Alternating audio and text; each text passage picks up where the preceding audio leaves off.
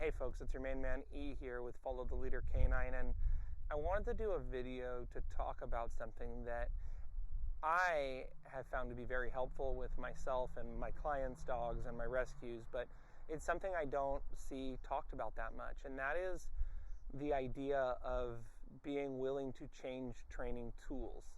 Even if we spent a very long time using a particular training tool, even if we find that it's very effective in 80 to 90% of the arenas or the situations we use it in, being open to changing training tools is something that I think can really help us, especially with dogs that we've been training and working with for a while. And so I want to just talk briefly about a situation I had with a dog that actually was the most challenging dog I ever had. And I trained her on the prong collar, and I trained her with a remote collar. And that was actually really important at the time because she was so dangerous. I had to be able to physically control her. And with the remote collar and the prong collar, I was able to control her and take her out and walk her safely down the street. However, there came a time later on when I noticed she was still struggling. Sally, come here. She is still struggling with reactivity and even really serious aggression.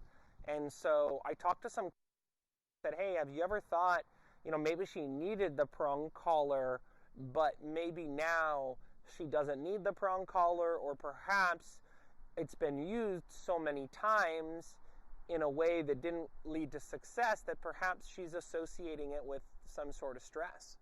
And so what we did, believe it or not, is we actually switched to a very thick collar, an agitation collar.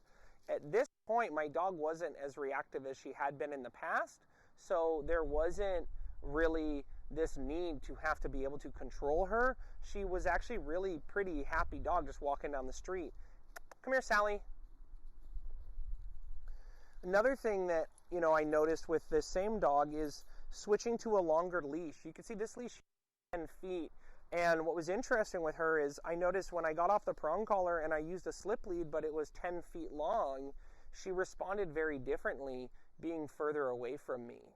So something just to think about is, whether you trained with the prong collar and, you want to try the halty, which is this thing that goes on the dog's snout, whether you've trained with the slip lead and you're curious about trying the prong collar, maybe you've been using a harness on your dog and you're curious about trying a halty or a slip lead.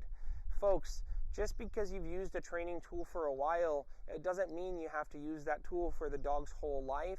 And just because you try a training tool for a little period of time, it doesn't mean that you have to do that for the rest of your dog's life. So whether you're maybe wondering if moving to a tool that is less restrictive over your dog could be helpful, or if you're curious if moving towards a tool that could be more restrictive or give you more of the ability to control your dog could be helpful, the primary thing to listen to is to yourself and your dog, and be willing to try this stuff with an open mind and an open heart and see for yourself what works. I trust that if you follow your dog's lead, you will see very clearly what works and what doesn't work. So I hope you found this video helpful. If you did, feel free to subscribe or hit the like button or check me out on any other social media platforms. And also, you can reach out. I have a poetry book available for sale. We've got an email list you can sign up for, as well as tons of other videos on YouTube that you can watch here to help yourself out. Sally, come on, Sal. Remember, as always, folks, we don't blame them. We train them.